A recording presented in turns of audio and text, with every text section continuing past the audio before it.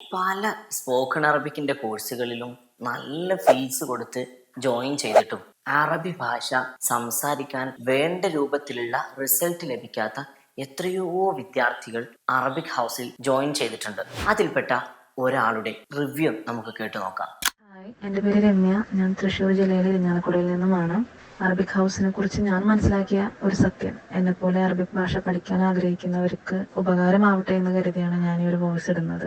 ഇൻസ്റ്റഗ്രാമിലുള്ള വളരെ ലളിതമായ, അധികം മോഹന വാഗ്ദാനങ്ങൾ നൽകാത്ത അറബിക് ഹൗസിന്റെ പരസ്യം തന്നെയാണ് എനിക്ക് ഇതിലേക്ക് ജോയിൻ ചെയ്യാനുള്ള ഒരു പ്രേരണ നൽകിയത്. സത്യത്തിൽ 2 വർഷം മുമ്പ് വേറൊരു ഇൻസ്റ്റിറ്റ്യൂഷനിൽ ജോയിൻ ചെയ്തിട്ട് അറബിക് ഭാഷ പഠിക്കാൻ സാധിക്കില്ല എന്ന് വിചാരിച്ച് ഉപേക്ഷിച്ചതാണ് ഞാൻ ഈ ഒരു ശ്രമം. എന്നിരുന്നാലും ഈ ഒരു ഭാഷയോടുള്ള ഒരു താല്പര്യം കൊണ്ട് ഞാൻ വീണ്ടും അറബിക് ഹൗസിൽ ജോയിൻ ചെയ്തു.